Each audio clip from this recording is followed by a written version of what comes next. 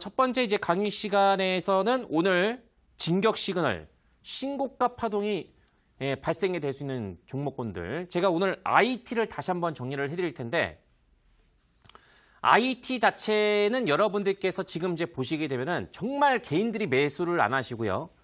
개인들이 매수를 안 한다기보다는 개인 순매도가 너무 강해요. 1월 달부터 지금 현재 4월 달 이르기까지 물론 어떤 종목은 개인 매수가 많은 반면에 어떤 유형의 종목은 외국인과 기관들의 매수 유형이 많습니다. 또 큰 손들. 그래서 여전히 우리 개인 투자분들이 제약바이오주, 남북경업주 여기에 많이 물려 있어요. 물려 있다 보니까 물려 있고 거기에 따라서 어때요? 추가적으로 해서 더 들어가고 있습니다. 예, 추가 물타기. 절대 그렇게 하시면 안 돼요. 지금 뭐 제약바이오주에서 뭐 현대바이오 췌장암 이슈로 인해 가지고 많이 올라갔다고 해가지고 다른 쪽도 그렇게 올라간다는 보장은 없습니다. 자, 그래서 지금은 어쨌든 돈이 몰리는 쪽에다가 우리가 어느 정도는 포트를 구성을 해야 된다고 볼 수가 있습니다. 그래야지만 여러분들께서 야간 방송을 통해서 제가 거기에 따라서 멋진 종목도 제공해 드렸었죠. 자, 오늘 이걸 다시 한번 점검을 해드릴게요. 자, 한번 화면을 통해서 본격적으로 해서 제가 설명을 드리겠습니다. 첫 번째 화면. 자, 삼성전자가 지난주 금요일날 실적이 나왔습니다. 예고대로 어닝 쇼크가 나왔었죠. 전년도 대비해가지고 60% 정도가 감소가 됐다는 얘기가 나왔었죠. 그럼에도 불구하고 어때요? 올라갔죠. 왜? 눈높이 자체를 낮췄기 때문에 그렇습니다. 이번 주부터 미국 기업들도 그렇고 우리나라 이제 주요 이제 기업들의 실적 발표가 이제 본격적으로 시작이 됐거든요. 예, 그래서 뭐 대형주들이 먼저 이제 매를 먼저 맞겠는데 이미 그 전부터였대요. 어때요? 올해 연초, 작년도 하반기 연초에서 미리 주가 선조정이 나왔기 때문에 그렇게 큰 조정은 없을 것으로 이제 판단이 되고 있습니다. 참 오늘 아이러니하게도 환율 자체가 엄청나게 올라갔었죠. 예, 환율 자체 수출 기업들한테는 좋아요. 근데 너무 환율 자체가 너무 급하게 올라가게 됐을 경우에는 이게 이제 마이너스적인 요소가 됩니다. 그래서 지금 이제 환율이 올라갔음에도 불구하고 외국인들이 오늘 순매도를 기록하지 않고 오히려 순매수가 이제 유입이 됐다는 말이죠. 그거는 또 이제 우리 1편에서 또 긍정적으로 작용할 수가 있습니다. 어쨌든 제가 이거를 보여드린 이유가 너무 메모리 쪽에 치중돼 있어요. 우리나라가 반도체 쪽으로 해서는 그 작년도부터 시작해가지고 수출에서 가장 탑이죠. 예, 근데 이제 메모리 쪽으로 해서 지금 너무 치중이 되어 있습니다. 삼성 43% 정도의 엄청난 점유율을 가지고 있습니다. 그리고 SK 하이닉스가 어때요? 29%. 3위가 미국의 마이크론사예요. 여기서 낸드 플래시 같은 경우는 어때요? 35% 정도가 됩니다. 그리고 SK 하이닉스 같은 경우는 10% 정도가 차지하고 있죠. 예. 참 이 메모리 반도체는 제가 이제 다음 그림을 통해서 한번 이제 보여드리겠습니다. 너무 메모리 쪽에다가 우리나라가 많이 이제 집중을 하고 있는 부분인데 메모리 반도체 같은 경우는 여러분들도 아시다시피 뭐예요? 정보를 저장하는 용도예요. 정보를 저장하는 용도로 사용하죠. 그렇기 때문에 앞으로 원래 옛날 같은 경우는 이제 PC라든가 스마트폰 딱 제한돼 있었지만은 지금 어떻습니까? 예, 요즘에 가전제품 같은 경우도 어때요? 인공지능이 탑재가 되고 있죠. 예, 그리고 거기에 따라서 데이터. 그러다 보니까는 가전제품에다가 이런 이제 그 어떤지 메모리 반도체도 탑재가 되면서 상당히 조금 이제 다변화되고 있습니다. 그리고 앞으로 5G 시대가 이제 오늘 이제 문재인 대통령 하에서 이제 얘기가 나왔죠. 그러면 어때요? 자, 메모리 반도체는 지금 꺾이고 있지만은 절대적으로 해서 계속 꺾일 수가 없어요. 어차피 찾는 사람이 많을 것이고 여기에 따라서 뭐예요? 메모리 반도체, 차세대 메모리 반도체, M램이라든가 이제 P램 있죠. 여기에서 인텔 같은 경우도 있죠. 대항마, 인텔. 전 세계적으로 해서 종합 반도체 업체를 꼽으라면 어디입니까? 종합 반도체가 뭐예요? 일괄적으로 해서 생산, 위탁 다 합니다. 그거를 종합 반도체라고 하는데 전 세계적으로 해서 종합 반도체 업체는 딱 세 군데. 우리나라에서는 삼성, SK 하이닉스, 인텔 이렇게 이제 거론이 되고 있습니다. 그렇기 때문에 여기에서 이제 차세대 메모리 반도체 M램, P램은 기존의 뭐 D램이라든가 낸드 플래시보다 훨씬 더 압도적인 그런 성능을 자랑해요. 그래서 이런 이제 차세대 메모리 반도체 쪽으로 해서 지금 삼성 같은 경우도 좀 개발을 박차를 가고 있는 상태고 앞으로 이제 4차 산업에 대한 그런 이제 수요가 계속적으로 해서 날로 급증이 되고 있습니다. 이제 5G 시대가 이제 올해부터 이제 개방이 됐죠. 근데 이게 자리를 잡으려고 하면은 좀 시간이 걸려요. 그래서 하반기 또 내년도 정도가 된다고 하게 되면 다시 한번 D램 메모리 반도체 같은 어때요? 찾는 사람이 많기 때문에 이게 가격이 또 뛸 겁니다. 분명히요. 그래서 지금은 이제 메모리 반도체도 그렇고요. 또 여기에 따라서 정부에 대한 어떤 육성 의지 계속적으로 해서 D램 쪽으로 해서 치중하지는 않을 거예요. 다 화면을 통해서 보여드릴게요. 자, 메모리 반도체 정보를 저장하는 용도고 비메모리 반도체는 뭐예요? 정보를 처리하는 목적에 있습니다. 메모리 같은 경우는 정보를 저장하는 용도고 비메모리 같은 경우는 정보를 처리하는 목적이 있어요. 그러면은 비메모리 반도체의 절대적인 강자들이 어떻습니까? 자, 왜 우리나라에서 비메모리 쪽은 왜 이렇게 이제 여기서 차지하고 있는 비중이 몇 프로인지 아세요? 우리 시청자님들? 메모리 쪽은 우리나라가 거의 뭐 50%에서 60% 정도를 독점을 하고 있는데 60, 70% 정도죠. 60, 70% 정도를 독점을 하고 있어요. 압도적이에요, 이거는. 근데 시장 규모 자체가 메모리보다는 비메모리가 3배 정도가 크거든요. 그러면 여기 비메모리에 대한 그런 이제 그 점유율 자체는 어떨 것 같아요? 우리나라는요. 1%도 안 됩니다. 1%도 안 돼요. 메모리 반도체 대비해서 수요가 3배 정도가 높은데 1%도 안 됩니다. 그러면 어떨 것 같아요?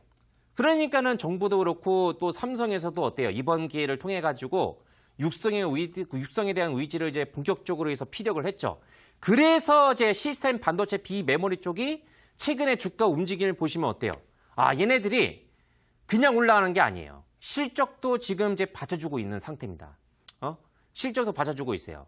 아직까지는 우리나라 중소형 비메모리 쪽에 해당이 되고 있는 기업들 중에서 아주 메가톤급의 어떤 이제 그 캐파를 자랑하고 있는 기업이 손에 꼽을 정도예요. 손에 꼽을 정도입니다. 그러니까 세계적으로 해서 순위권에 들고 있는 비메모리 업체는 딱 한 군데밖에 없어요. 한 회사밖에 없습니다. 제가 얘기했죠. 실리콘웍스밖에 없어요. 경쟁력 있는 회사는요. 나머지 같은 그 정도 캐파가 안 돼요. 그 정도로 우리나라 같은 비메모리 쪽에서는 현저하게 지금 열악한 이제 환경이다라고 보시면 되겠고, 자, 그러면 여기에서 절대적인 강자가 누구냐면은 다음 그림을 통해서 한번 제가 보여드리겠습니다. 자, 우선은 이거부터 설명드릴게요, 제가. 시스템 반도체, 즉 비메모리 반도체 정보를 처리하는 목적에 두고 있다고 했죠. 그러면 여기에 따라서 우리가 이제 어느 정도 이제 기초적인 프로세스를 봐야 돼요. 예, 기본적으로 해서 팹리스가 뭡니까? 나는 이렇게 생각하시면 돼요. 이건 단계라고 보시면 돼요. 반도체를 만들어서 가는 비메모리 반도체에는 단계라고 보시면 돼요. 프로세스. 그러면 여기서 칩을 설계를 담당하는 회사가 있습니다. 칩 설계. 공장은 없어요. 제가 설명드렸죠. 공장을 만약에 지려고 하게 되면 거기에 따라서 막대한 자본금이 필요합니다. 이거는 몇 조 원 가지고는 안 돼요. 몇 조 원 가지고는 아니고 거기에 따라서 한 100조 원 정도 이상. 그럼 엄청난 자산을 가지고 있어야 돼요. 왜? 그래야지만은 공장을 지을 수 있죠. 고객사가 요거 A라는 칩이 있는데 이거를 200만 개를 만들어 달라고 해요. 그럼 얼마입니까? 엄청나죠? 그러면 200만 개를 만들 수 있는 그런 캐파의 공장이 있어야 돼요. 그래서 팹리스 같은 경우는 어때요? 정말 알짜배기 같은 그런 이제 사업이에요. 왜? 별도의 공장이 없으니까 어때요? 공장에 들어가는 자본이 필요 없죠. 그냥 무조건 칩 설계만 하면 된다. 이런 쪽에 있는 애들이, 이런 쪽에 있는 해당되고 있는 애들이 어때요? 전 세계 비메모리 쪽에서 차지하고 있는 어떤 이제 그 부분에서 차지하고 있는 어떤 이제 그 영업적인 측면에서 본다고 하게 되면은 이익 차지하고 있는 비중 자체가 상당히 압도적입니다. 그래서 팹리스 같은 경우는 전 세계적으로 해서 점유율 자체가 있죠. 미국이 68% 압도적입니다. 2018년도 기준입니다. 예, 미국 자체가 68% 정도가 될 거예요. 68% 정도를 차지하고 그 다음에 2위가 어디냐? 대만입니다. 대만이에요. 16%? 예, 3위가 어디냐? 일본. 4위가 어디냐? 와, 여기서 이제 깜짝 놀랐습니다. 중국이에요. 그럼 우리나라는 몇 인 줄 아세요? 순위권이 없습니다. 1%도 안 돼요. 1%도. 자, 중국이 지금 비메모리 반도체 쪽으로 해서 순위권이 무려 지금 4위에 해당이 되고 있습니다. 그렇기 때문에 여기서 일단은 팹리스에 해당이 되고 있는 업체 중에서 이제 다음 순위권을 보시게 되면 나라별로 순위를 제가 얘기한 거는 미국이 압도적이고 그 다음이 어디예요? 대만, 일본, 중국 이런 순위예요. 여기서 자 브로드컴, 퀄컴, 엔비디아, 미디어텍, AMD 어떻습니까? 와 여기에서 다 거의 미국 기업들이에요 지금. 자 퀄컴 어때요, 형님들? 우리 시청님들. 퀄컴 유명하죠? 퀄컴. 어플리케이션제 담당하는 회사 아니겠습니까? 어플리케이션. 그래서 그러니까 이 팹리스의 매출 순위를 보시게 된다고 하게 되면은 퀄컴만 놓고 보게 되면은 엄청난 회사죠.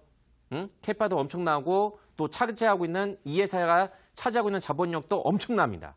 그렇기 때문에 뭐 지금 뭐 이런 식으로 해서 매출 순위가 나오고 있는 부분인데 우리나라는 없어요, 여기에. 그럼 우리나라에서 중소기업에서 여기에 순위권에 있냐? 거의 없다고 보셔야 돼요. 그냥 한 100위권 안에 드는 회사가 유일하게 누구냐면은 실리콘웍스 정도가 됩니다. 실리콘웍스 정도. 그래서 아직 상당히 좀 열악한 이제 순위권이에요. 자, 이 시스템 반도체에서 프로세스에서 이 팹리스 업체가 칩을 설계를 전문적으로 하는 업체이기 때문에 아무래도 세심한 기술적으로 해서 그걸 요구합니다. 그래서 여기서 전문적인 그런 지식을 요구하고 있는 부분이기 때문에 요거는 정말 이제 투자를 많이 하고 있어야 돼요. 투자를. 그래서 삼성 같은 경우도 이쪽 관련된 분야에서는 투자를 많이 하고 있지만은 지금 삼성이 어디에다가 치중을 하고 있냐? 자, 이게 중요합니다. 다음 그림 한번 보낼게요. 팹리스 다음. 자, 팹리스는 칩을 전문적으로 설계를 담당한다고 했죠. 그러니까는 얘네들은 팹리스 같은 경우는 공장이 없어요. 그러면 공장이 없으니까 어때요? 파운드리 업체에다가 공장에다가 어때요? 위탁 맡깁니다. 여기다가 칩을 딱 이게 딱 주면서 요거 똑같은 거를 한 100만 개를 정도를 만들어 달라. 그렇게 요청을 합니다. 그래서 전 세계적으로 해서 파운드리 세계 1위 업체가 어디죠? 제가 한번 설명드렸죠? 대만입니다. TSMC. 와, 여기서 이제 대항마가 나왔어요. 우리 시장님들. 대항마가 나타났습니다. 2위가 어딘지 아세요? 1위가 거의 50%가 넘게 차지하고 있는 게 대만 회사예요. 대만 증시의 그 시총 1위가 TSMC입니다. TSMC. 그리고 여기에 따라서 대항마로 급부상하고 있는 업체가 누군지 아세요? 삼성이에요. 작년도 기준에서 2위로 급부상이 되고 있습니다. 지금 이제 삼성전자 자체가 아무래도 이런 쪽으로 해서 메모리 반도체 쪽으로 해서 어떤 이제 경력이 아주 엄청난 그런 이제 경력이 있다 보니까 여기서 어때요? 파운드리 쪽으로 해서 사업을 진출을 했어요. 여기서 최근에 파운드리 관련된 업체들이 어때요? 우리나라에서 중소기업들이 그런 애들이 좀 이제 시세가 신고가가 나왔거든요. 그래서 제가 야간 방송을 통해서 그걸 한번 제가 설명을 드릴 겁니다. 그래서 저는 파운드리 이쪽으로 통해 가지고 이런 쪽으로 해서 이제 부상이 되고 있다 보니까 이거는 상식적으로 알고 계십시오. 실질적으로 해서 우리나라에서 여기에 해당 관련된 종목은 그렇게 많지는 않습니다. 많지는 않기 때문에 이 정도 이제 참고하시면 되겠고, 그리고 다음 화면을 통해서 또 보내겠습니다. 파운드리 다음에 뭐가 있냐면은 패키지, 감싸는 거예요. 포장을 하고 여기에 따라서 마지막 단계가 뭐냐? 그러니까 칩을 전문적으로 담당하고 있는 회사가 팹리스. 그리고 이걸 대신 생산할 수 있는 대신 공장을 통해 가지고 생산을 할 수 있는 업체가 파운드리. 그리고 그거를 포장을 해줘요. 그럼 뭐예요? 패키지. 마지막으로 해서 검사를 해줍니다. 검사. 그게 바로 테스트 업체예요. 조립과 테스트를 전문적으로 취급하고 있는 회사가 있는데 우리나라 쪽에서는 여기에서 조금 순위권에 있는 애들이 있어요. 괜찮은 회사들이 몇 개가 있습니다. 그거 제가 야간 방송을 통해서 알려드리겠습니다. 야간 방송. 자, 여기서 메모리 반도체 같은 경우는 자체적으로 해서 조립이라든가 테스트를 할 수가 있는데 비메모리 쪽 같은 경우는 자체적으로 해서 이걸 못해요. 왜? 특히 검사 장비 이런 쪽의 테스트는 검사 장비가 보시는 것처럼 엄청나게 비쌉니다. 엄청나게 비싸요. 그래서 이거를 위탁합니다. 외주를 통해 가지고 대신 검사를 통합니다. 그래서 마지막 단계에서는 이 검사 장비 있죠. 그래서 검사 장비 자체가 비싸기 때문에 이런 쪽에 해당이 관련된 업체들 같은 경우도 우리가 눈여겨봐야 돼요.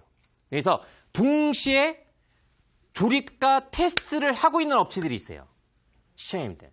그런 쪽에 있는 애들 같은 경우도 잘 보셔야 됩니다. 그래서 제가 오늘은 비메모리 쪽 관련해 가지고 이렇게 간단하게 한번 내용을 좀 정리를 해드렸었는데 원래 준비한 내용은 이거보다 훨씬 더 많아요.